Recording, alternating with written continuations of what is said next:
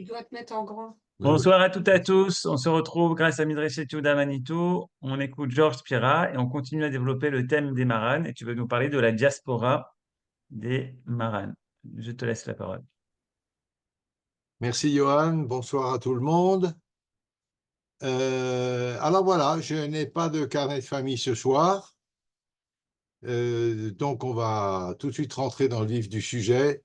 Évidemment, nous sommes tous préoccupés tant par la situation en France que par la situation en Israël. Je ne vais pas épiloguer dessus, tout le monde a ses informations.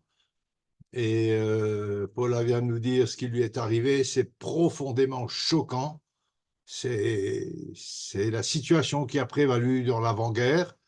Et donc, et d'ailleurs, hier soir aussi, on a vu les partisans de la France insoumise fêter leur victoire ou les élections avec aucun drapeau français, mais que des drapeaux palestiniens. Ça choque personne. J'ai entendu aucun journaliste relever le fait que pour célébrer des élections en France, on sort le drapeau palestinien. Je ne vois pas le rapport, et apparemment personne ne le voit, je ne sais pas.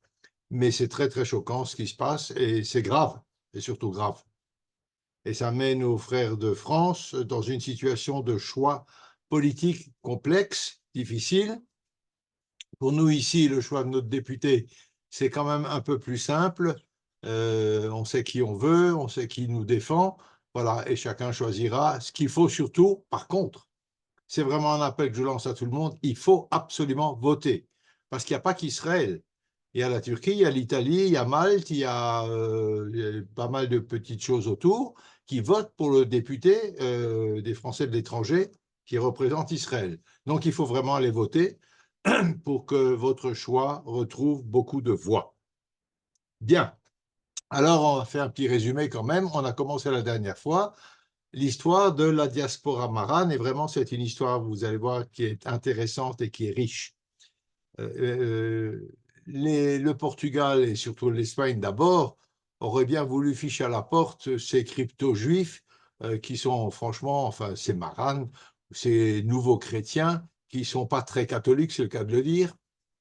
Sauf que aller ficher à la porte, c'est automatiquement les amener à retourner au judaïsme. Alors, ça ne va pas. Il faut sauver leurs âmes. Vous savez bien que l'Espagne est un pays très préoccupé de nos âmes, à tel point qu'aujourd'hui, ils se sont joints à la plainte de l'Afrique du Sud pour traiter Israël de pays génocidaire. Ils sont très bien placés pour nous donner des leçons sur la morale et sur le comportement avec les peuples. Voilà, c'est un aparté. Donc, il faut sauver nos âmes. Et puisqu'il ne faut pas nous laisser partir, eh ben, on va faire des lois qui nous empêchent de partir. Et ces périodes d'interdiction ont alterné avec des périodes d'autorisation pendant un certain temps, jusqu'en 1629, où il y a une autorisation définitive d'émigrer pour les nouveaux chrétiens. Savoir quand même que toutes les périodes de tolérance à l'émigration étaient accompagnées d'une interdiction absolue pour les citoyens espagnols et plus tard portugais de racheter les biens immobiliers de ces nouveaux chrétiens.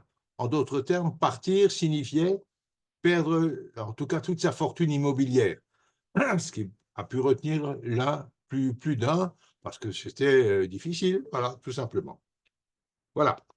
Alors, du coup, je vous rappelle que si 1492 est la date d'expulsion des Juifs d'Espagne, les pogroms ont commencé en 1391. Et dès la fin du XIVe siècle, on trouve une diaspora marane en Afrique du Nord. Et on a un témoignage de Bartinoro qui, en voyage vers Eretz Israël, s'arrête en Égypte et est tout étonné d'y trouver une cinquantaine de familles juives maranes. Des maranes s'installent également en Sicile, en Sardaigne et à Naples. Et en 1492, apprenant qu'il y avait plein de nouveaux chrétiens installés en Sicile et en Sardaigne, l'Inquisition s'installe dans ces îles, mais pas à Naples, parce que Naples relève de l'Inquisition papale. Voilà, alors évidemment, la situation ne sera pas facile pour ces crypto-juifs, ils disparaîtront d'ailleurs assez rapidement. Alors, une émigration se fait jour vers l'Afrique du Nord, ça vous le savez, et la Turquie. et qui donnera naissance à la communauté de Smyrne et à la communauté d'Istanbul. Quant aux réfugiés maranes de Lisbonne, ils donneront naissance à la communauté d'Andrinople, c'est au nord-est de la Turquie, et surtout à la très très grande communauté de Salonique, dont vous avez beaucoup entendu parler. Alors l'Inquisition soupçonne qu'est-ce que c'est que cette histoire-là. Les nouveaux chrétiens voyagent, ils partent vers la Turquie, un pays musulman, c'est pas possible, et ils commencent à fuiner un petit peu. Alors du coup, les Maranes vont établir de nouvelles routes en trompant l'Inquisition, en partant vers le nord, vers la Hollande. Donc on part vers la Hollande, vers les Flandres, de là vers Venise et de Venise vers la Turquie. Alors pourquoi la Turquie? Eh bien, parce qu'il y a toute une histoire. Vous savez, c'est une période difficile pour les Juifs, pour les Maranes aussi. Et donc, les périodes difficiles sont des périodes d'espoir messianique. L'espoir c'est la période de Mashiach qui se dessine. Et donc, on investit beaucoup sur cette idée. Et un tas de versets nous font penser que le Mashiach se révélerait en Turquie. Et par conséquent, il va naître en Turquie. Alors, il faut être sur place au moment où il apparaîtra. En 1540 est créée la commission de Milan, dont le rôle est d'entraver la fuite des nouveaux chrétiens vers les pays musulmans ou d'autres pays où ils n'ont rien à faire. Pour deux raisons. Pour une question de gros sous, évidemment, mais aussi parce que les Maranes ont une très grande expertise dans la fabrication des armes. Et donc, ils emmènent avec eux des armes, ou au moins un savoir-faire, qu'ils vont mettre au service du grand sultan. Donc, il ne faut pas laisser faire. Voilà, cette commission se met en place. Et c'est à nouveau, dès 1547, l'arrestation à Colmar d'un groupe de 47 maranes. Alors, ça se passe bien parce qu'ils arrivent à prouver l'authenticité de leur christianisme. Ils vont payer une amende et ils seront relâchés. En 1544, un bateau entier de maranes accoste à Raguse. Raguse, c'est la ville qu'on appelle aujourd'hui Dubrovnik. Et s'installe donc à Dubrovnik. Salonique devient un très grand centre juif où on pratique le ladino portugais et pendant très très longtemps jusqu'au XXe siècle. Ce sera une langue vernaculaire très usitée. Alors les rabbins sont confrontés avec certains problèmes religieux et ils vont édicter un certain nombre de lois spécifiques pour permettre d'intégrer et le retour de ces maranes au judaïsme. Je vous avais parlé surtout du problème des mariages, où ils vont apporter de nouvelles lois qui faciliteront la réintégration des maranes au cœur du judaïsme. Je vous avais également parlé de Dona Grazia Mendes ou Dona Grazia Nassi, comme on veut, elle a beaucoup de noms au fur et à mesure de ses pérégrinations, et de son neveu Joseph, duc de Naxos, grande banquière, grande bienfaitrice de la communauté. On ne sera amené à en reparler encore. Et je vous avais dit que si vous voulez les détails de sa vie, c'est un roman, ça fera l'objet d'un cours entier parce qu'il y a vraiment beaucoup de choses à raconter sur Dona Grazia Nassi. Mais il y a d'autres personnages aussi, comme par exemple Alvaro Mendes, alias Salomon ibn Ayouch, duc de Mytilène, excusez du peu, un titre nobiliaire, qui sera très en cours également en Turquie, et d'autres personnages encore. Alors, il y a aussi une immigration des Maranes vers l'Italie non espagnole. Il ne faut pas oublier qu'à cette époque-là, les nations ne sont pas celles qu'on connaît aujourd'hui. La France, ce n'est pas la France d'aujourd'hui. Le royaume de France, c'est un petit morceau au milieu. Après, il y a la Normandie, il y a le Pays Basque, il y a le Languedoc, il y a le Roussillon, et c'est chaque fois des entités autonomes. En Italie, c'est encore beaucoup plus morcelé. Une partie de l'Italie est sous la tutelle de Charles Quint, et donc de l'Espagne, et une autre partie de l'Italie est autonome. Donc, des Juifs vont se rendre dans cette Italie non espagnole. Et en gros, le principe, il est à peu près le suivant. On essaye de gagner un peu d'argent ou même de faire fortune. Et une fois que la fortune est faite, on part vers le Levant. donc vers la Turquie. Bien. À de nombreuses occasions, ces marans se dévoilent déjà comme juifs dès l'Italie. Ils prennent sur eux de se dévoiler. On va avoir plein d'histoires avec ça. Alors, où est-ce qu'ils s'installent? Eh bien, d'abord, ils s'installent à Ancône. Ancône, c'est un port où ils reçoivent une charte de protection extrêmement efficace. Ils sont bien reçus, bien intégrés, tout va très bien, jusqu'à ce que débarque un inquisiteur qui s'appelle le cardinal Carafa, qu'on va essayer de soudoyer avec un énorme pot de vin qu'il refuse. C'est un mystique, c'est un fanatique anti-juif, et il va faire un travail absolument abominable. 25 juifs d'Ancône seront brûlés, une trentaine seront envoyés aux galères. Alors ceux-là s'en sortiront bien parce qu'ils arriveront à s'échapper et donc recouvrer leur liberté. Une vraie catastrophe. Voilà. Alors intervient eh bien justement Dona Gracia Mendes. Et elle intervient pour aider ces juifs d'Ancône. Et là, il se passe quelque chose d'extrêmement intéressant.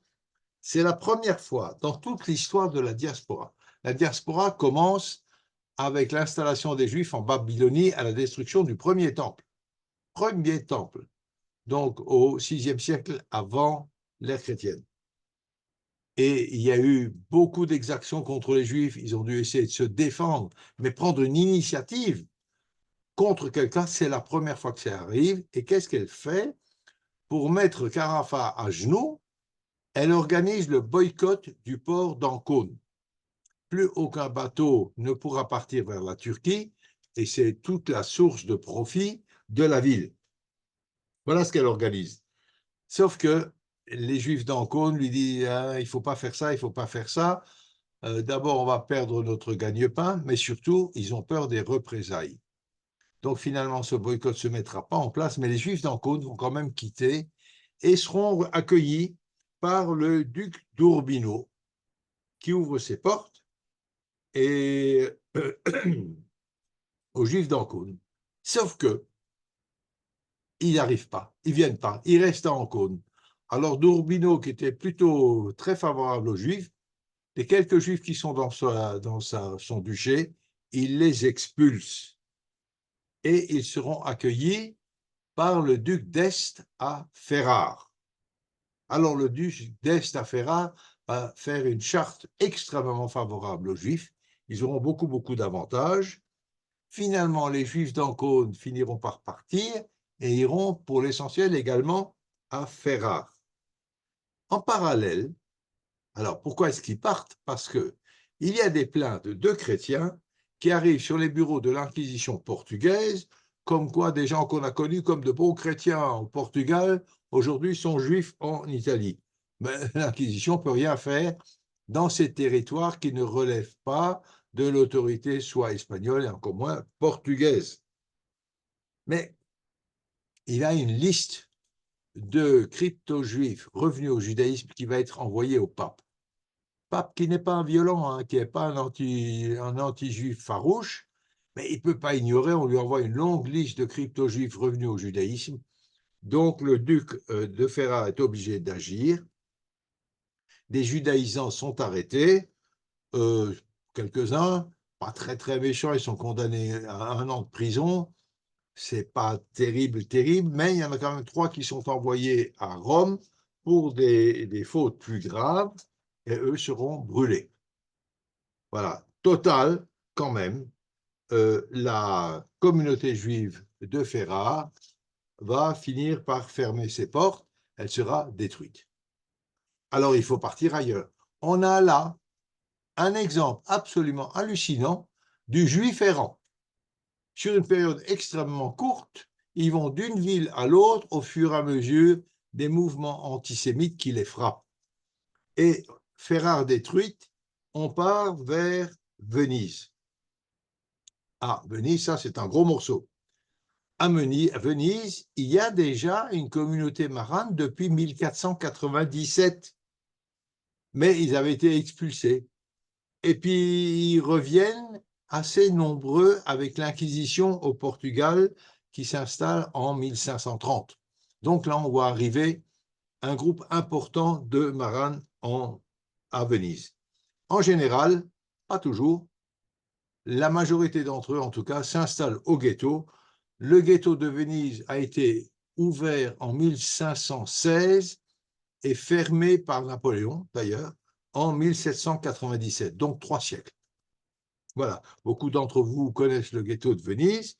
Eh bien, il date de cette époque-là. Donc, la majorité s'installe au ghetto, mais un certain nombre, pas négligeable, sous le masque de chrétiens, s'installent en ville. Et ce sont de redoutables commerçants, évidemment, qui font concurrence. La concurrence fait naître la jalousie et on arrive à une nouvelle expulsion. Alors, soit des juifs du ghetto ou des crypto-juifs, ou des étrangers qui sont en ville, parce qu'on ne sait pas s'ils sont juifs, pas juifs, évidemment, ils ne s'annoncent pas comme juifs. On les expulse en 1550 sous la pression de Charles Quint. Charles Quint est un sacré voyou qui nous a fait beaucoup, beaucoup, beaucoup de dégâts.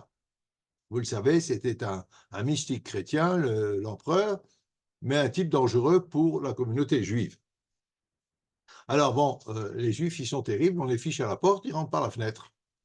Et très vite, dès 1551, une année plus tard, on a des groupes de marins furtifs qui se réinstallent au ghetto et en ville, aux grandes dames de l'Inquisition portugaise, mais qui ne peut rien faire. Sauf que, au bout d'1 an, 2 ans, toute la politique de Venise change. Et évidemment, les bénéfices sonnants et trébuchants de l'activité des marins sont beaucoup plus parlants au cœur, à l'esprit, que les obligations spirituelles et les considérations chrétiennes. Et donc, les doges de Venise, parce que n'oubliez pas que c'est la cité des doges, ce sont les maîtres de la ville, ce sont les maires et tout le conseil municipal, on les appelle les doges, prennent la décision de laisser les marins s'installer tranquillement. Et ils vont faire du bon boulot. Un certain Daniel Rodriguez propose, pour redresser la situation commerciale de Venise, qui est en assez piteux état, il propose de créer un port franc à Split, de l'autre côté de la mer, comment qu'elle s'appelle? Pas la Méditerranée, de l'autre côté, la mer, je ne sais plus, c'est la mer, mais de l'autre côté de la botte. Split est en Dalmatie. Et qu'est-ce qui se passe? Un certain nombre de familles maranes vont s'installer à Split et assurer le bon fonctionnement de ce port franc. Ils quittent Venise, mais évidemment gardent des relations avec leurs frères de Venise.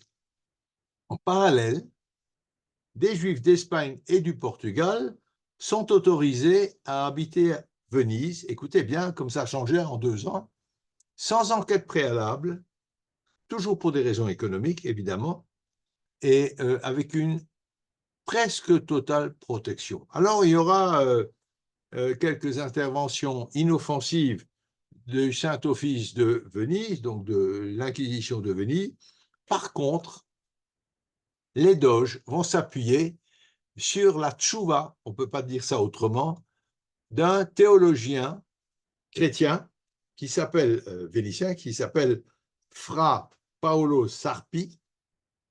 Et ce frère, ce moine, soutient que les maranes, dont les ancêtres ont été baptisés de force en Espagne ou au Portugal, ne peuvent pas être considérés comme chrétiens d'après la loi chrétienne. Et c'est d'ailleurs vrai, c'est juste. Les conversions de force qui ont eu lieu, d'un point de vue chrétien, ne sont pas conformes au dogme. Et donc, il dit, ces chrétiens ne sont pas des chrétiens parce qu'ils ont été convertis de force. Et par conséquent, ni l'Église, ni l'Inquisition ne peuvent les poursuivre en aucune manière. Voilà. Et se basant là-dessus, donc un avis théologique, si vous voulez, eh bien les doges vont être extrêmement avenants avec les marins. Pas toujours non plus. Vous savez que Dona Grazia, elle a eu beaucoup de problèmes et son neveu se vengera plus tard. Bien. Mais en gros, ça se passe plutôt bien pour les marins. Du coup, on entend cette histoire-là. L'immigration se fait de plus en plus importante et inclut des familles aristocratiques. Sur les plages du ghetto, on parlait le portugais. En 1651, un curé affirme qu'on trouve à Venise d'anciens prêtres portugais qui se sont découverts comme juifs, portant le bonnet jaune. Parce que quand même, on est bien reçu, ça va, on nous fiche la paix, mais il y a des signes distinctifs, il y a des professions qui nous sont fermées. Mais en gros, voilà ce qui se passe. Donc, beaucoup de marranes reviennent au judaïsme. Alors, l'Inquisition au Portugal écoute ces dénonciations sans fin, sans fin. Et ils reçoivent dossier sur dossier de visiteurs qui sont scandalisés de la situation, qui reconnaissent d'anciens chrétiens qui sont juifs une fois arrivés à Venise, mais elle ne peut rien faire, l'Inquisition. Elle ne peut rien faire. Parmi ces immigrés, il y a des figures illustres de médecins, de philosophes, de poètes, de penseurs, de mystiques. Et ces gens ont une première fois une rencontre avec le judaïsme dévoilé, si vous voulez. Ils sont membres de cette communauté désignée comme ponentines, les occidentaux. En fait, on a deux communautés à Venise. On a les ponentins, qui viennent donc du Portugal et d'Espagne, et des occidentaux, si vous voulez, par opposition aux nations allemandes et levantines de la communauté juive de Venise. Des Allemands à Venise au XVIe siècle, eh bien oui, des Allemands, des Polonais, des Allemands, il y en a depuis très très longtemps, ils ont fui au moment des croisades, au XIIe et au début du XIIIe siècle, des Polonais qui sont arrivés à Venise aussi. Il y a une immigration d'un peu partout à Venise. N'oubliez pas que c'est une ville riche, autonome, et qu'on peut vivre là-bas. On peut y vivre. Alors, ils sont discrets. Les Juifs ne sont pas interdits à Venise. Ils sont longtemps brimés, d'où le ghetto. Alors, les Maranes, c'est un petit peu plus complexe. Donc, nous avons là deux communautés. Et les Ponentins, donc les Espagnols et les Portugais, ils ont quand même des limites dans leur commerce. Ils sont limités au commerce maritime. Mais il y aura de très, très belles réussites commerciales. Et en quelques années, ils ont le monopole sur les affaires qui transitent par bateau. Et toutes les affaires locales qui transitent par bateau, soit en exportation, soit en importation. Et à eux seuls, les Espagnols et les Portugais, donc les Maranes, pour faire simple, payent autant d'impôts que les Allemands et les Levantins ensemble. C'est-à-dire la puissance qu'ils ont atteinte. Alors, il y a un conseil communautaire où les Ponentins ont 60 représentants, alors que les Allemands, qui sont beaucoup plus nombreux, n'en ont que 40, et les Levantins, une douzaine. La synagogue espagnole ou portugaise du ghetto date de 1584.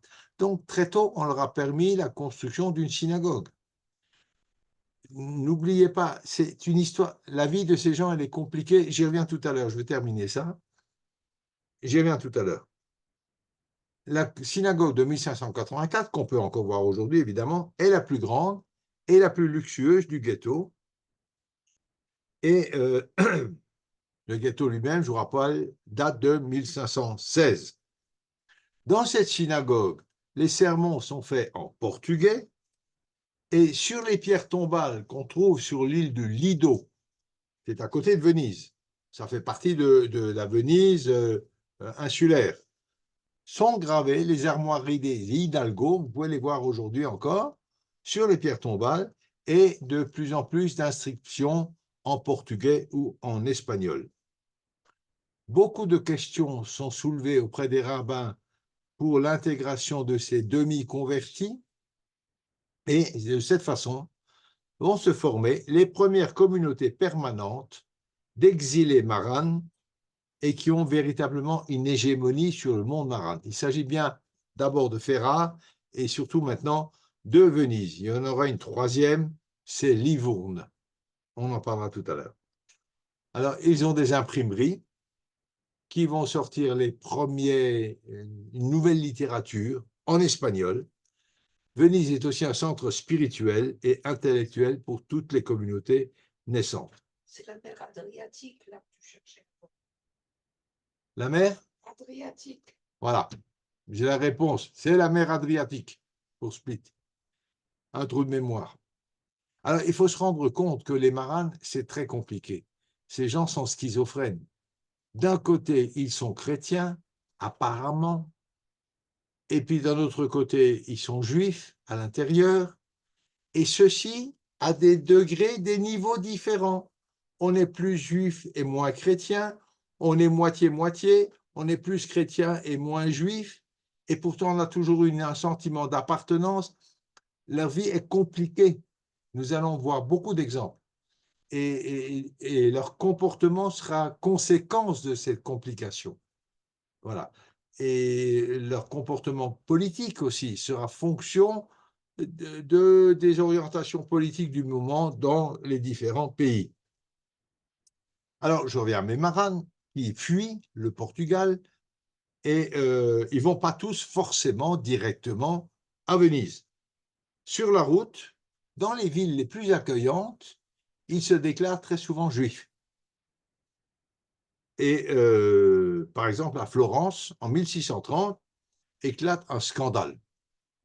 Un jésuite portugais du nom de Antonio Dias Pinto, enseignant de droit canon, pas rien, donc un théologien chrétien, membre de la cour d'appel ecclésiastique, vous dire le niveau de ce monsieur, part brusquement de Florence pour Venise, où il se déclare juif. De même que deux autres juristes, Duarte Pereira, qui devient Yehuda Lombroso, un grand défenseur du judaïsme, et qui a publié plusieurs ouvrages polémiques pour défendre le judaïsme. Alors ça, c'est très intéressant. On fera un petit moment, pas ce soir, sur la littérature marane, et une grande partie de cette littérature marane est consacrée à la défense et illustration du judaïsme par opposition au christianisme. Ils ont besoin de se convaincre eux-mêmes, et certains maranes très portés vers le judaïsme vont avoir un mouvement prosélyte à l'égard des autres maranes. Il y en a qui ne voudront pas se convertir au judaïsme, qui voudront rester ce qu'ils sont, des juifs, des chrétiens, avec quelques petites pratiques cachées à la maison. On verra que ces communautés-là vont disparaître. Il y a un véritable prosélytisme juif. Et donc, des livres vont apparaître qui sont typiques du maranisme, pour défendre, pour illustrer pourquoi le judaïsme est différent et supérieur aux autres religions. Voilà. Et les premiers livres de ce genre paraîtront un à Ferrare et ensuite à Venise. Donc, ce Yehuda Lombroso va publier plusieurs ouvrages polémiques pour défendre le judaïsme. Il y a quelques figures de Maran illustres à Venise, je ne m'étendrai pas longtemps, je donne juste quelques noms. Emmanuel Aboab, c'est un nom que vous avez déjà entendu, c'est l'arrière-petit-fils du dernier rabbin de Castille, Emmanuel Aboab. Il y en a un autre qui s'appelle Andreas Falero, qui a un fils qui s'appelle Jacob Aboab, qui est marchand et qui sera le père d'une lignée de rabbins. On retrouvera des rabbins Aboab au Maroc. On en a déjà parlé quand on a parlé des Juifs du Maroc. Il y a quelqu'un d'autre, Jacob Mendes da Silva, historiographe royal à la cour d'Espagne, excusez du peu, c'est pas rien. Les frères Cardozo, qui sont deux frères qui sont médecins, et donc des gens de grande qualité, qui va d'ailleurs provoquer des petits problèmes, mais je ne vais pas l'aborder maintenant. Les différents gouvernements italiens, encore une fois, l'Italie est morcelée en royaumes, duchés, comtés, etc. Et toutes ces petites unités autonomes voient la richesse se développer à Venise. Et donc, ils ont envie de participer au gueuleton et ils font toutes sortes d'avances vers ces maranes pour qu'ils viennent s'installer chez eux. Par exemple, Ferdinand II, le duc de Toscane, veut développer le commerce de ses dominions et, c'est très important, c'est pour ça que je vous le cite celui-là, il va créer 2 ports francs, le port de Pise et le port de Livourne. Alors, les Juifs de Livourne, c'est un grand chapitre, hein. C'est une très grande communauté avec une tradition très particulière, très originale. Dans la communauté où je prie, on a un Juif livournais, il est très sympa, il a 4 ou 5 enfants, et il a un minhag bien à lui. Quand il fait la Kriyat Torah, par exemple, il l'a fait avec un nigun très particulier. Il y a plusieurs petits détails comme ça, et il s'accroche à sa tradition livournaise, et je trouve ça magnifique. C'est vraiment quelqu'un d'extrêmement intéressant. Donc voilà, Ferdinand II publie une charte en 1593, une véritable invitation au Maran. Aucune inquisition dans ces territoires, aucune inspection, aucune dénonciation ou accusation, même contre les anciens chrétiens. C'est beaucoup, c'est beaucoup. Alors au départ, Pise est plus importante que Livourne, et grâce à cette charte que le grand-duc, et il faut reconnaître que le grand-duc Ferdinand a fait tout son possible pour honorer cette charte et pour protéger les Juifs, c'est vrai, il faut le dire. Et grâce à cette charte, il y a donc un très gros afflux de Maran vers ces 2 villes. Sauf que Pise décline doucement. La tour, elle est déjà penchée, et le port aussi. Mais surprise, ces Marans vont se diriger vers Livourne. Livourne, qui voit une majorité d'immigrés s'installer. Qu'est-ce qui se passe? Je ne sais pas. Vous m'entendez? Vous me faites signe de la tête? Vous m'entendez? Vous m'entendez? Faites-moi signe de la tête. Est-ce que vous m'entendez? Oui, alors je continue. Donc, Livourne va se développer et cette majorité d'immigrés fera en quelques années de Livourne un des plus grands ports d'Italie et d'Europe. qui veut dire la capacité et l'esprit entreprenant de ces Juifs. La nouvelle communauté supplante très vite l'ancienne, et c'est là que ça devient plus intéressant. Il y avait une communauté à Livourne, une petite communauté depuis très longtemps. La nouvelle communauté supplante l'ancienne, des frictions se font jour jusqu'en 1614. Qu'est-ce qui se passe en 1614? Il y a une charte qui déclare l'indépendance du port franc de Livourne. Et là, les choses vont se calmer, va apparaître le KKL. Ah non, c'est pas pour planter des forêts, non. KKL, c'est Keilat Kodesh Livorno, la sainte communauté de Livourne. KKL, toutes les communautés avaient un nom. On va en voir d'autres par la suite. Et c'est une des plus grandes communautés d'Italie qui apporte une énorme contribution financière au Grand-Duché, et donc vraiment on les protège parce qu'ils apportent quelque chose aussi. Ils ont le monopole sur le commerce du corail, des drogues, des remèdes, des épices, c'est pas rien.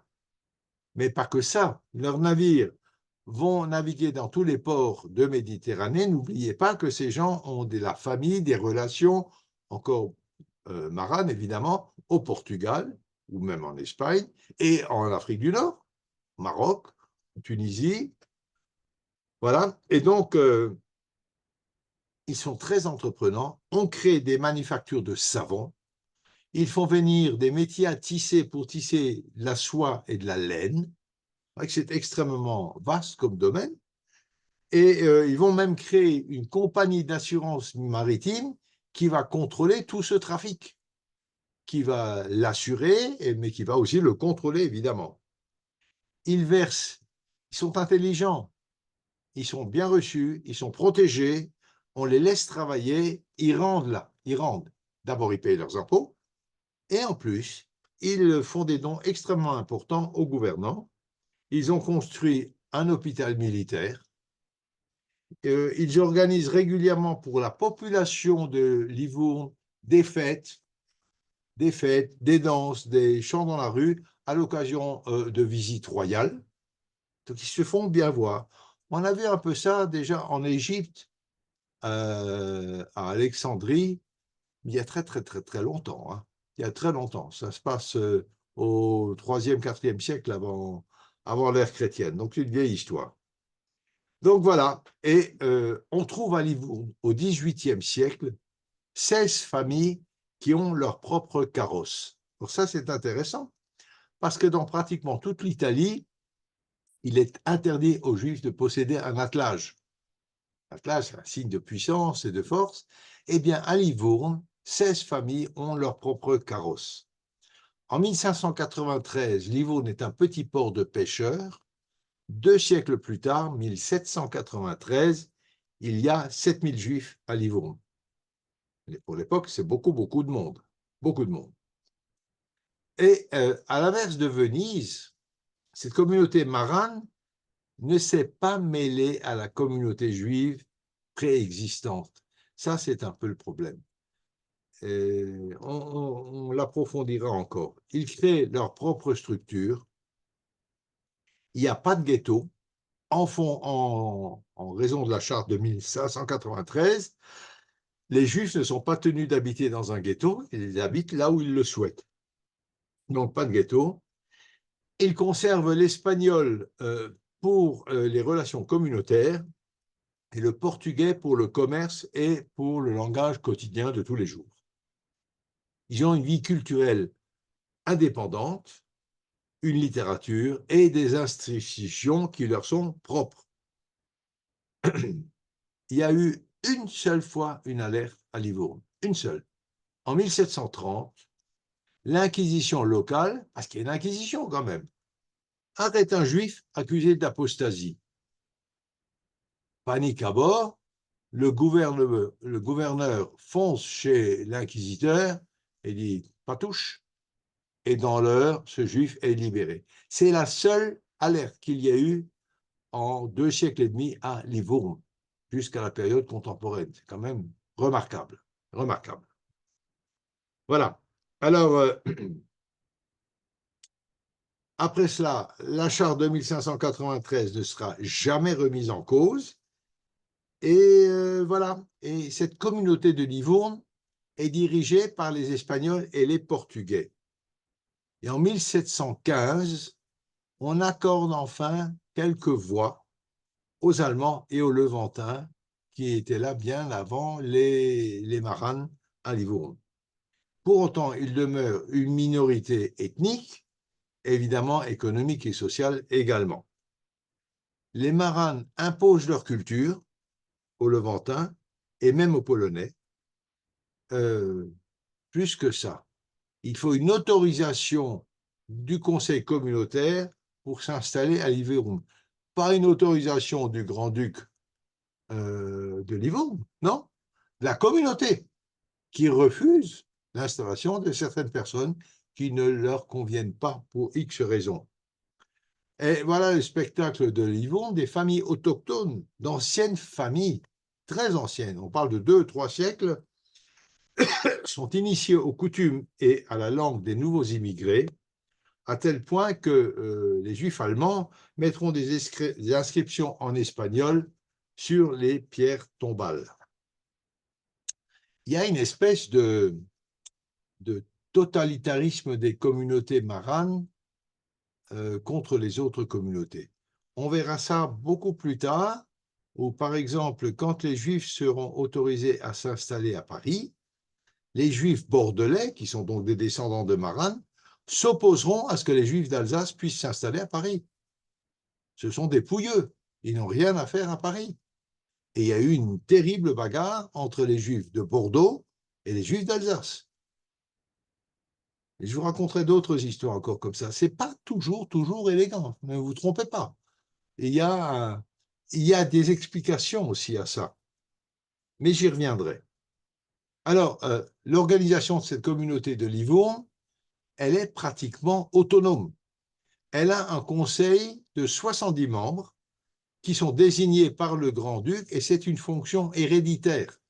Donc, vous voyez que si les maranes bloquent les postes, eh bien, il n'y a plus de place pour les autres. Alors, à un moment donné, ils vont faire une petite place pour les Allemands et pour les Levantins, mais l'essentiel du conseil est tenu par les maranes. Les affaires courantes sont traitées par un tiers de ce conseil qui est renouvelé tous les ans, donc par rotation annuelle. L'assemblée complète ne se réunit qu'en cas de problème exceptionnel, ça peut arriver. 3 censeurs sont nommés tous les 2 ans et obligatoirement changés pour le contrôle des dépenses. Intelligent, parce que ça évite l'installation d'un système de prébande ou de détournement. Tous les 2 ans, ce sont d'autres contrôleurs qui viennent. Il y a une juridiction interne qui s'occupe des affaires civiles et criminelles. Et le tribunal civil, donc le tribunal du grand-duc, entérine les décisions du tribunal juif. Il y a aussi un système de taxation très élaboré dont les bénéfices couvrent toutes les dépenses de la communauté. Alors, ce sont des dépenses politiques. Qu'est-ce que c'est que ça, des dépenses politiques? Eh bien, c'est justement cette façon d'organiser des fêtes pour la population, de construire un hôpital, toutes sortes de dons qui sont faits au nom de la communauté pour assurer la paix et la tranquillité de la communauté à Livourne. Oui, mais cet argent, il vient de quelque part, donc par ce système de taxation, pour donc couvrir les dépenses politiques, religieuses, caritatives, culturelles. Tous les aspects sont concernés. Il y a un fonds également pour doter des mariés qui seraient pauvres et ne pas les laisser sans époux. Et il y a aussi un organisme qui s'occupe des lectures et des prières. Bref, tout est couvert. À côté de ça, il y a plusieurs yeshivot à Livourne. On étudie, ce qui n'était pas le cas très très longtemps, vous verrez, par exemple à Amsterdam ou à Hambourg. On en parlera. Livourne est un centre d'études célèbre dans tout le bassin méditerranéen, et on a des mfarshim et des commentaires de rabbins livournais qui émaillent encore aujourd'hui les exemplaires du Chasse. Voilà, alors cette colonie de Livourne vaut largement Venise, largement, et elle a une aisance, une facilité de vie qu'il n'y a pas forcément à Venise. Beaucoup de prêtres et de moines y viennent à Livourne et retournent au judaïsme. Vous savez qu'un bon moyen de se protéger de l'Inquisition, c'est d'être un ecclésiastique. Donc beaucoup reviennent au judaïsme. Et nous avons quelques personnages illustres, comme le capitaine Chavez, qui était capitaine dans l'armée portugaise et qui revient au judaïsme à Livourne, des membres de la famille Villarreal. Alors Villarreal, je vous en ai pas parlé il y a 2 ou 3 cours, c'était un poète qui a été brûlé par l'Inquisition et c'est un véritable martyr pour lequel on a écrit plein d'élégies. On a Jacob Rosales, alias Emmanuel Boccaro Frances, c'est son nom juif, un illustre praticien, pas n'importe qui, ami de Galilée, proche de Galilée, auteur d'ouvrages de médecine et d'astronomie. Et lui, ce Boccaro Frances, sera nommé comte palatin par l'empereur Ferdinand pour sa contribution au savoir. Qu'est-ce que c'est un comte palatin? C'est une espèce, au départ, c'est une espèce de très haut fonctionnaire avec des prérogatives particulières. Et ça, c'est au départ dans les cours allemandes.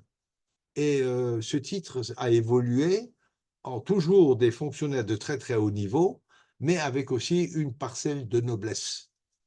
Donc, être nommé comte palatin, ce n'est pas banal pour un maran qui est né au Portugal il y a quelques années, qui était chrétien et qui revient au judaïsme et qui est reconnu comme comte palatin. C'est une belle destinée. Il y a différents types d'émigrants marans qui partent vers l'ouest ou vers le nord de l'Europe. Ce sont des immigrations d'un type très différent. ceux qui sont partis au milieu du XVIe siècle, donc vers 1530, 40, 50, vers l'Italie et la Turquie, qui ont donc fui essentiellement l'instauration de l'Inquisition au Portugal, ont un sentiment religieux très exacerbé. Ils sont beaucoup partis pour retrouver le judaïsme. Les Juifs qui sont restés dans la péninsule, les nouveaux chrétiens, bien entendu, s'insèrent dans la vie économique de la péninsule et contrôlent une grande partie des échanges maritimes. Tout ça, c'est bien. C'est le temps de l'apogée politique et économique de la péninsule ibérique, des pouvoirs espagnols et portugais, et l'Espagne et le Portugal ont le monopole du commerce avec le Nouveau Monde et l'Extrême-Orient. C'est une puissance considérable, la péninsule ibérique. Des colonies espagnoles et portugaises vont apparaître dans différentes villes. Le plus souvent, ce sont des nouveaux chrétiens. Et elles s'implantent dans beaucoup de villes d'Europe du Nord. Alors là, il faut que je fasse une petite parenthèse. Nous, on parle des maranes. L'Inquisition en Espagne a fait son boulot et terminé son boulot vers le milieu du XVIe siècle. Il n'y a pratiquement plus de nouveaux chrétiens crypto-juifs. Alors, rappelez-vous, les juifs qui sont restés en Espagne étaient les juifs, je ne porte pas de jugement de valeur, surtout pas, je ne suis pas à leur place, mais qui étaient peut-être le moins courageux et qui ont dit, bon, on va rentrer dans le moule chrétien et on reste ici. On se convertira, on ne veut pas partir, c'est trop difficile. Encore une fois, je ne me permets pas de juger. Mais ces gens ont incontestablement un lien au judaïsme plus ténu, un peu plus fragile que ceux qui sont partis et qui ont affronté des conditions abominables. Ils sont arrivés au Portugal. Ces gens ont quelque chose dans le ventre. Les Juifs portugais auxquels on n'a pas laissé le choix de la conversion, rappelez-vous, on les a convertis en jetant des seaux d'eau sur leur tête, ça y est, ils sont chrétiens en masse. Ces gens-là, ils ne savent absolument rien de chrétien, ils ne savent rien. Ils restent profondément juifs. Donc, ce sont déjà des maranes à l'origine différente. Maintenant, 1550, en gros, en Espagne, on n'a plus de crypto-juifs. Par contre, il y en a beaucoup au Portugal. Mais en Espagne, il y a autre chose. Il y a aussi des protestants ou des adeptes de nouvelles hérésies. Et ça, c'est le travail de l'Inquisition aussi. Donc, parmi les gens qui fuient l'Espagne ou le Portugal, on trouve évidemment des maranes, mais également des chrétiens hérétiques, entre guillemets hérétiques, je ne porte pas de jugement sur leur hérésie, des gens qui sont adeptes de la réforme, ou des arianistes aussi. Enfin, il y a toutes sortes de petits groupes qui sont considérés comme hérétiques par l'Inquisition, qui sont pourchassés. Et eux aussi, ils sont apparemment chrétiens catholiques, mais dans leur fort intérieur et à la maison, ont une pratique du christianisme différente. Donc, on a deux types de populations qui fuient. Il y a les maranes d'origine juive et puis d'autres personnes qui fuient, dont on ne parlera pas, ce n'est pas notre problème, et qui, de toute façon, une fois qu'ils arrivent à partir, iront vers des terres chrétiennes plus tolérantes, vers le nord de l'Europe, et se noieront dans la population, point barre. Maintenant, en ce qui concerne les Juifs, ou les maranes, des colonies vont s'installer dans toutes les villes d'Europe, dans beaucoup de villes d'Europe du Nord. Ce sont des immigrants qui fuient parce qu'ils ont peur de l'Inquisition, évidemment, parfois pour des raisons économiques, et qui sont souvent moins attachés au judaïsme. Alors, 1530, la conversion forcée au Portugal, c'est en 1497. L'Inquisition n'arrive qu'en 1530. Pendant ces 35 années, ces Juifs vont quand même aller à l'église. Il faut qu'ils ne montrent pas de blanche, même si l'Inquisition ne veille pas. Mais le curé de la paroisse y veille, le cardinal veille, et donc il faut quand même apparemment montrer quelque chose. Les enfants, eux, on est déjà une génération et demie après la conversion de force. Les enfants ont aussi commencé à aller régulièrement au catéchisme. Ce sont donc quelque part des Juifs un peu plus tièdes. Encore une fois, je ne porte pas de jugement, je vous le rappelle. C'est un constat, c'est tout. Et donc, ils vont aller vers ces villes du Nord. Beaucoup d'entre eux vont rester des crypto-juifs encore pendant 150 à 200 ans, quand même. Pas tous. Un certain nombre vont apparaître au soleil. Appelez-vous Samuel Palage, on en reparlera. Mais un bon nombre resteront plus ou moins cachés. Et leur orthodoxie, d'un autre côté, est tellement douteuse pour les populations où ils se rendent qu'on les appelle les Juifs. Les nouveaux chrétiens portugais, on les appelle les Juifs. Et eux-mêmes, pour partie, se sentent vraiment juifs, d'autres sont un peu plus timides. Le plus souvent, quand ils arrivent, ils se contentent de gagner leur pain sans devoir craindre l'Inquisition. Finalement, c'est ce qui les intéresse, c'est de pouvoir vivre tranquillement sans avoir tout le temps peur de l'Inquisition qui peut vous accuser pour un oui, pour un non, de tous les maux de la terre, et ça se termine très, très, très mal. Alors, ils restent catholiques, suivent les rites et les cérémonies. Dans le meilleur des cas, ils gardent quelques coutumes juives à la maison. Je parle de ceux qui ne cherchaient qu'à échapper à l'Inquisition et vivre tranquillement leur vie. On peut comprendre? On peut comprendre. Ils cherchent la paix. Ils ne veulent pas d'autres, ils ne veulent pas d'histoire. C'est tout. Alors, ils restent chrétiens et, dans le meilleur des cas, il y a quelques traditions juives à la famille. Alors, l'histoire varie selon ses implantations. Elle varie vraiment. Certaines de ces implantations réellement réfractaires au prosélytisme juif ont tout simplement disparaître. Nous avons des marranes un tout petit peu crypto-juifs, il y a une échelle, un tout petit peu crypto-juifs. Il y en a d'autres qui sont beaucoup crypto-juifs, mais un tout petit peu. Il reste quelques petites traditions. Quand ils arrivent dans une terre de paix, eh bien, ils vont disparaître, tout simplement. Faute de culture, faute d'instruction, faute d'attachement, voilà. Et puis, ils veulent avoir la paix, qu'on leur fiche la paix, et puis c'est tout.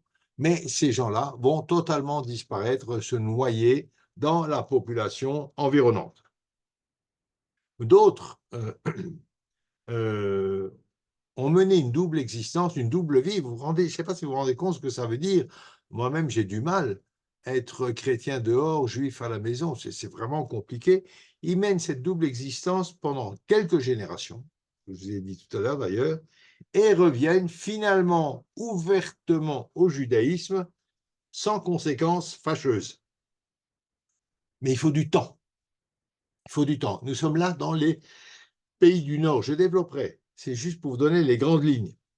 D'autres qui s'installent dans un environnement encore plus tolérant, ça dépend aussi des autorités.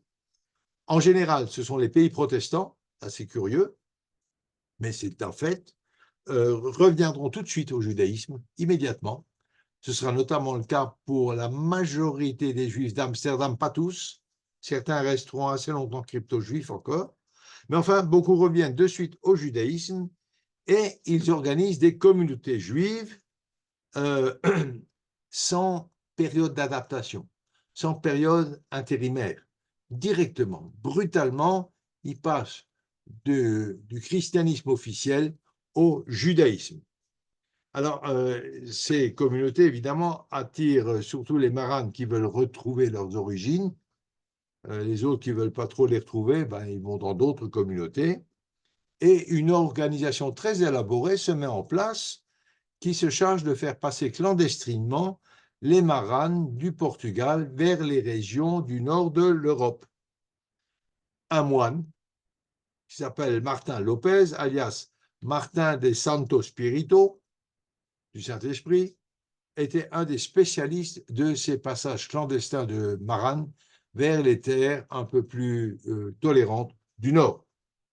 La famille Mogaduro, dont tous les membres ont péri brûlés, était essentiellement accusée d'aider les maranes à fuir vers le nord. Et toute la famille a été exécutée entre 1672 et 1684. On est quand même attentif que 1672-1684, c'est très, très récent. c'est très récent. Et on avait des comportements de bêtes féroces encore dans la péninsule ibérique. Voilà. Alors,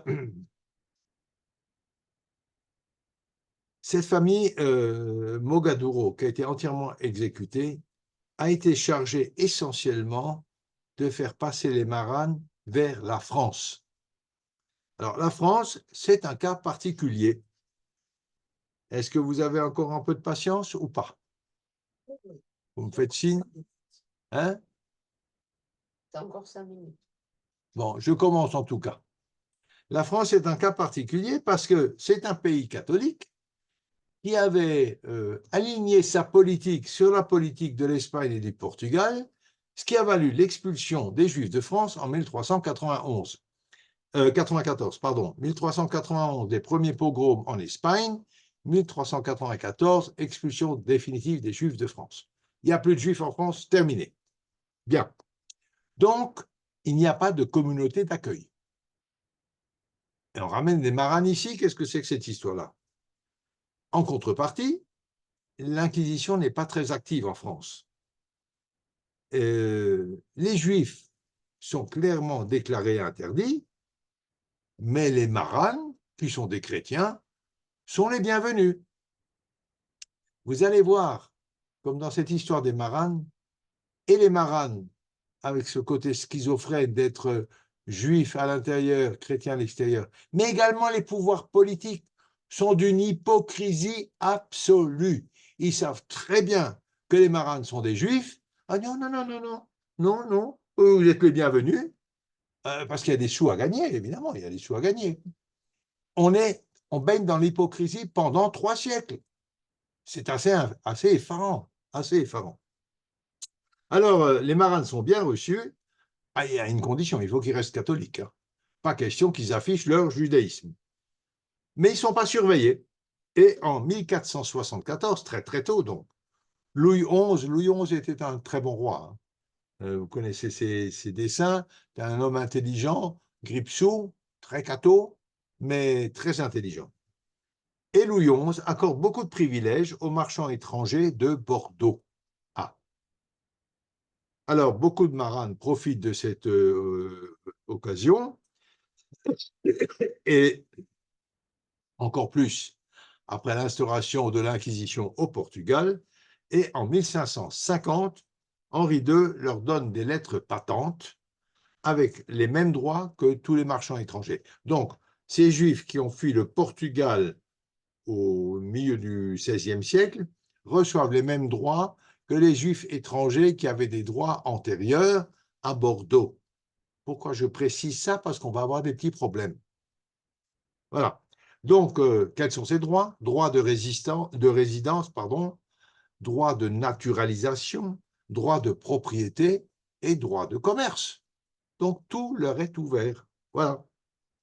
Alors, ces lettres patentes sont confirmées en 1574, en 80 et en 1604. 1614, il y a un type très intelligent qui s'appelle le roi Louis XIII, qui donne 1 mois à tous les Juifs pour dégager de la terre de France, qu'ils soient clandestins ou non, qu'ils soient maranes ou chrétiens. Tous les crypto-juifs, les nouveaux chrétiens ou les juifs sont obligés de quitter la France en 1 mois. Seuls les nouveaux chrétiens de Bordeaux sont autorisés à demeurer. Les nouveaux chrétiens de Bordeaux. Mais on savait très bien qui ils étaient, les chrétiens de Bordeaux. Oui, mais en vertu des immenses services rendus à la ville, etc., ils ne seront jamais menacés. C'est une aristocratie. Et là, je voudrais faire... non, je ne vous le raconte pas maintenant, je ferai ça quand on parlera d'Amsterdam. Donc, les Juifs sont expulsés, ils partent, ils n'ont pas le choix, et pas tous, pas tous. Il y a une vie similaire dans le sud de la France de communautés maranes. Après 1520, des colonies ou des implantations maranes vont se faire jour à Bayonne, à Saint-Jean-de-Luz, à Biarritz. En 1597, donc une cinquantaine d'années plus tard, en gros, Arrivent des familles de Bordeaux, ouvrez bien vos oreilles.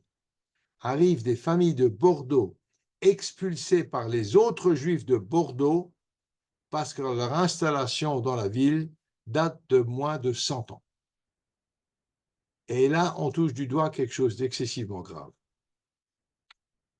Les Juifs d'Espagne ou du Portugal, j'y reviendrai certainement, qui étaient chrétiens, et à partir du moment où ils étaient chrétiens, ont eu droit légalement à l'accès à toutes les fonctions, depuis des fonctions militaires, conseiller du roi, financier, philosophe, médecin, avocat, ecclésiastique, archevêque, tout ce que vous voulez, toutes les professions leur sont ouvertes.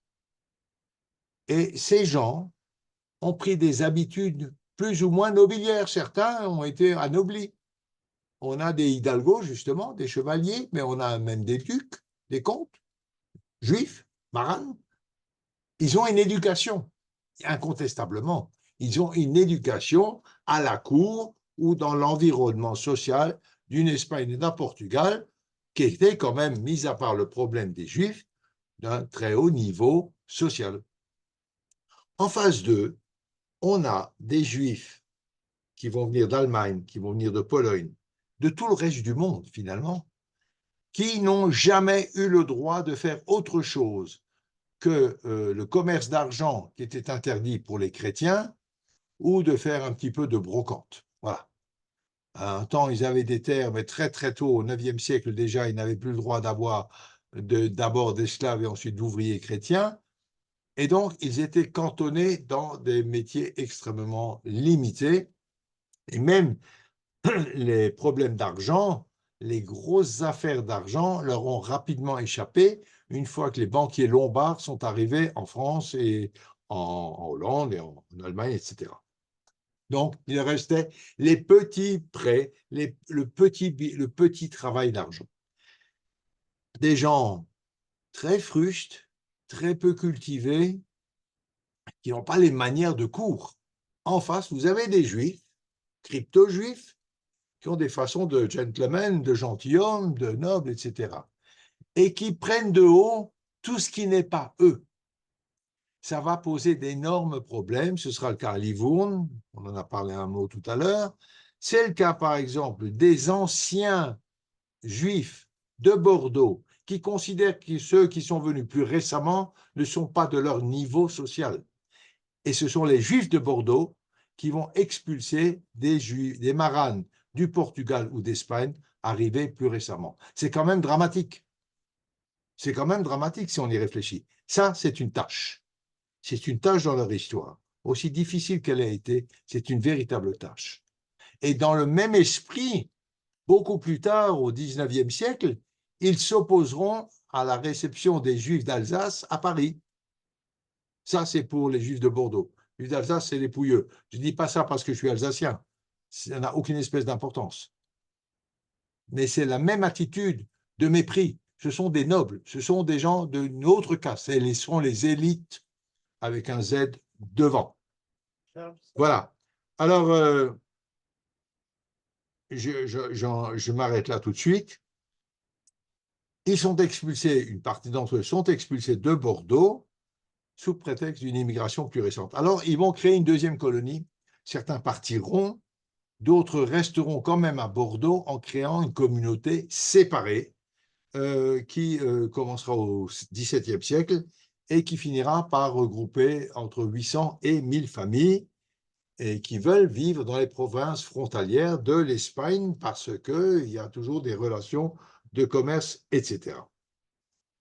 Voilà, je vais m'arrêter là. Je ne peux pas faire toute la France ce soir, mais ce sera pour la prochaine fois. On a plein d'histoires encore vraiment, vraiment intéressantes à raconter. Voilà, si vous avez encore des questions. Toda rabba. Merci beaucoup, Georges. Vous pouvez ouvrir vos micros. Oui, Merci. allez-y, Flavie. Oui, oui. Bonsoir, bonsoir, Monsieur Spira. Merci beaucoup pour toutes ces informations et c'est toujours très enrichissant. Et je voulais dire que aussi à Rouen, nous avons ce que vous venez de décrire à Absolument. Bordeaux. Et la même chose. Alors, il y a un poète qui s'appelait Delgado, donc un Portugais, qui a écrit directement des poésies à Richelieu. Il a Il est en dédicacé, relation avec Richelieu. voilà, il a dédicacé son ouvrage de Absolument. poésie d'Esther. Le sujet, c'était justement la Megillah d'Esther. Et il l'a dédicacé à Richelieu parce qu'il voulait justement qu'il porte attention sur le fait que les deux communautés n'arrivaient pas à s'entendre et qu'il lui demandait en quelque sorte de participer pour essayer de mettre le holà au fait que les uns n'avaient pas les mêmes droits que les autres. Tout à fait, c'est juste. Alors, je vous cite, merci. Je vous cite ce que a écrit Paula Goldenberg, qui en sait beaucoup plus que moi sur toute cette histoire-là. Elle m'écrit d'abord que les ports d'Ostie et de Pise étaient ensablés, d'où l'essor de Livourne. Ça, c'est un problème technique. D'autre part, que des peintres allemands au XVIe siècle arrivent à Venise, par exemple Karl Lott, qui devient Carlotto. Et puis que l'architecte de la synagogue, donc la synagogue portugaise de Venise, est le même que celui de l'église Salute. Mais ça, ce n'est pas surprenant. Si vous regardez toutes les grandes synagogues françaises du 19e siècle, ont toutes été construites par des spécialistes des églises. Ils ont juste enlevé le transept. Il y a un très bon livre de Charras là-dessus, sur les synagogues françaises. Et voilà, c'est d'inspiration clairement chrétienne, l'architecture des synagogues françaises. La Victoire, que ce soit à Strasbourg, pas Strasbourg, non, c'est une synagogue récente. En fait, toutes les grandes choules sont sur ce schéma-là, y compris avec des oriels, qui est vraiment pas traditionnel dans le judaïsme. Voilà. Merci beaucoup pour vos informations. C'est quoi les oriels? L'oriel, c'est l'espèce de petit endroit auquel accède le rabbin en montant quelques marches pour s'adresser à la communauté en hauteur. Oui. Voilà. Alors, on trouve des oriels dans toutes les églises et également dans pas mal de synagogues. Oui, il faut. Voilà. Une question? Voilà, des Français remarqués. Ah, très bien. Ah, il y a un monsieur qui m'écrit, monsieur Raphaël, c'est plus qu'instructif ce que vous dites des maranes. Serons-nous condamnés au maranisme si nous souhaitons rester en Europe? Alors, c'est une bonne question. Il y a beaucoup de gens qui la soulèvent. Et ce que nous disait Paula tout à l'heure, qu'on lui a arraché la mezouza de la porte de sa maison, on lui impose, mais il ne se laissera pas faire, mais on lui impose une attitude de juif caché. Quand on demande à nos enfants de ne plus mettre de kippa sur la tête, de faire attention quand ils sont dans la rue, c'est une attitude de marane ou de crypto-juif. Voilà. Vous avez vu ce qui s'est passé à Los Angeles où on a voulu attaquer une synagogue. Et ça s'est très, très, très mal passé. Donc, nous revenons à une période, oui, c'est vrai, il y a bien des comportements de marane ou de juifs, pas de juifs honteux, mais de juifs cachés qui vont s'instaurer. Et voilà. Maintenant, beaucoup de gens disent, mais venez en Israël, venez en Israël, venez en Israël. Nous avons, nous autres, la chance d'y être. On ne peut pas dire aux gens, venez comme ça sur un coup de tête. C'est quand même pas tellement simple que ça. Et ça se prépare. Et une alia de fuite n'est pas forcément une alia réussie. Il faut mettre un peu de composante idéologique dans une alia pour pouvoir réussir. Donc, bienvenue, mais je ne me permettrai pas d'inciter les gens à venir n'importe comment en courant. C'est mon point de vue, hein, on n'est pas obligé de le partager. D'autres questions? Merci, Georges. Merci, Maxime. Ça va? Merci beaucoup. Merci. Merci. Nicole, avec plaisir. Eh bien, on se retrouve dans 15 Merci jours. beaucoup. Il y a plein de choses encore à raconter, il y a vraiment des histoires intéressantes. Vraiment.